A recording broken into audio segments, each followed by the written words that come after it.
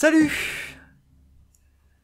Sacré projet que voilà. Alors à la base, je me disais, je vais faire une petite vidéo pour introduire la vidéo, et puis finalement, au vu des premiers retours de public test, je me suis dit, non, c'est pas grave de la balancer sans contexte, les gens comprendront. Cela dit, je voulais faire une petite vidéo quand même pour vous expliquer ma méthodologie, comment j'ai travaillé, comment le projet est venu, enfin voilà. Donc à la base, l'idée, elle m'est venue après avoir vu le Rewind 2017. Parce que vous n'êtes pas sans savoir que le Rewind 2018, c'est la vidéo la plus dislikée de YouTube.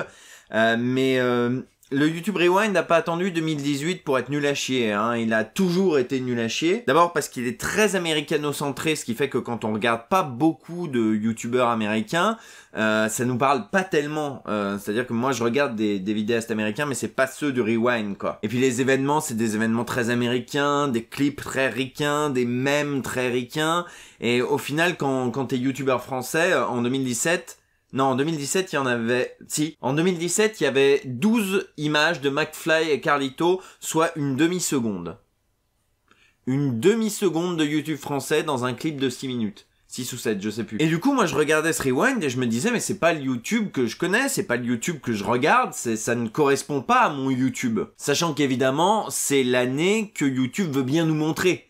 C'est-à-dire que les trucs qui arrangent pas trop YouTube, ce sera pas forcément dans le Rewind. Et ça... bah, je trouve ça dommage. Du coup, j'ai commencé à réfléchir, est-ce qu'on pourrait pas faire un zapping des vidéos marquantes de 2018 ? Donc à la base, je suis parti sur ça, et puis ça a un petit peu évolué. À la base, j'étais vraiment parti pour me dire, je vais mettre les vidéos que j'ai aimées en 2018. Donc à la base, il y avait plus, c'est ce que je mets dans le générique de fin, il y avait plus de vidéos de cinéma, il y avait plus de vidéos autour du jeu vidéo, etc. Plus de vidéastes culturels de manière générale. Donc j'ai recensé des vidéos tout au long de l'année, et en juin-juillet, me semble-t-il, plutôt mai, j'ai commencé le montage, et en fait, très naturellement, parce que je suis un gros fan du zapping de Patrick Menet, mais j'en reparlerai, tout naturellement, en fait, j'ai commencé à faire répondre les extraits, à faire en sorte qu'il y ait une sorte de continuité et que ce soit pas bêtement des extraits. Ce qui a engendré plusieurs changements, du coup, dans la mentalité du truc. Parce que voilà, à la base, je voulais mettre d'excellents moments, d'excellentes vidéos pour donner envie aux gens de regarder, etc.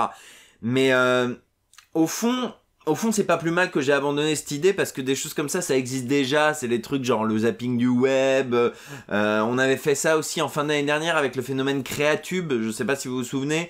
Il y a plein de vidéastes qui ont posté des petits extraits de vidéastes qu'ils aimaient bien. Et donc du coup, au fur et à mesure du montage, j'ai laissé tomber cette idée. Je me suis dit, attends, c'est peut-être plus intéressant de mettre des extraits de ci, des extraits de ça. Il y a des vidéos que je regardais pas, que j'avais pas spécialement regardé, enfin pas spécialement aimé, et je me disais faut les mettre parce que ça fait partie du YouTube intéressant, genre le vlog de Logan Paul.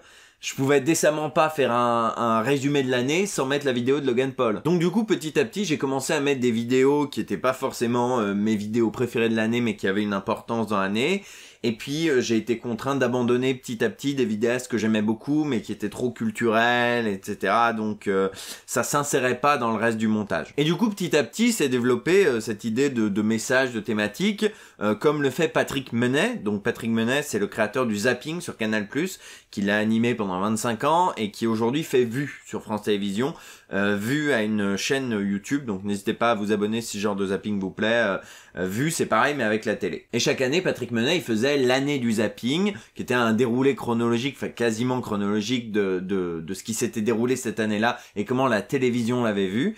Et c'est exactement ça, il fait passer des messages, il y a des thématiques, etc. Donc petit à petit, tout naturellement, je me suis redirigé vers ça. Je m'étais imposé quelques contraintes que finalement j'ai pas forcément toujours respectées.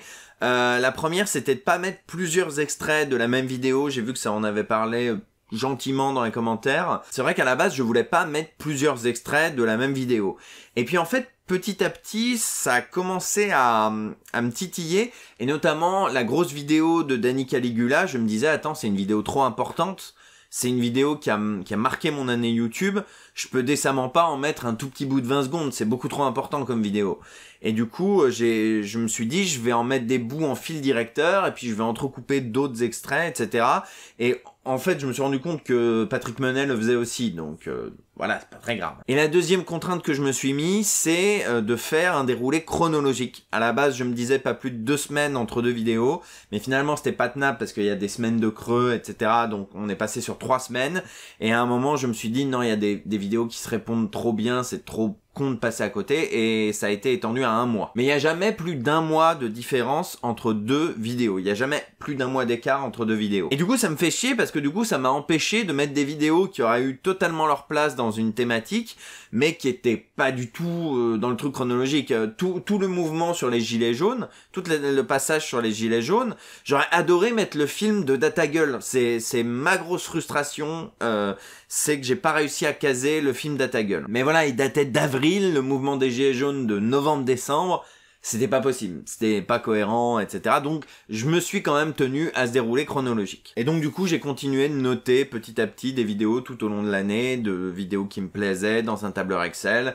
Et à la fin, voilà, début janvier, je me suis dit, allez, je la finis, cette vidéo, ce serait trop con de pas la faire, alors que j'avais déjà monté 10 minutes, je me disais, ce serait trop con de pas la faire, donc voilà, j'ai bossé non-stop dessus ces derniers jours, et je suis content que ça vous ait plu. Parce que globalement, là, je tourne cette vidéo, il est 19h et quelques, 19h36 à l'heure où je tourne cette vidéo, donc 2 heures après la publication, et globalement, vos retours sont très positifs, merci beaucoup. Je vais redire ce que j'ai dit dans le commentaire épinglé, à savoir que, oui, c'est ma vision de l'année 2018. Clairement, il n'y a pas toutes les thématiques importantes. Ça a beaucoup parlé, par exemple, de Neo Swan Bidule. Là, je sais plus le gamin qui se fait limite exploiter. Bon, c'est des vidéos que je regarde pas. C'est pas relayé dans ma timeline Twitter, etc. Donc, naturellement, je suis pas tombé dessus. Un autre truc qui saute aussi, probablement, hein, évidemment, c'est que globalement, c'est assez orienté à gauche, hein, comme vidéo. Comme le zapping de Patrick Menet, d'ailleurs, entre guillemets. Hein. C'est absolument pas possible de faire quelque chose d'objectif, enfin de supposément objectif sur une vidéo où il y a quelqu'un qui fait du montage, parce que voilà, là, on est en plein dans Eisenstein, dans l'effet Kuleshov. Le montage raconte quelque chose. Enfin, vous en êtes rendu compte. Il y a jamais je parle, jamais il y a de musique, et pourtant le montage fait passer des messages. Tout ça pour dire que c'est mon YouTube Zapping 2018, que si vous avez envie de faire le vôtre, on n'aura sans doute pas la même chose, mais que ça pourrait être intéressant si vous voulez le faire l'année prochaine ou que sais-je. Je vous invite à le faire si vous en avez envie. Et sur ce, ben, je vous dis encore une fois merci d'avoir regardé cette vidéo, merci de l'avoir soutenue. N'hésitez pas à la partager, que vous aimiez le message ou que vous vouliez soutenir la masse de travail.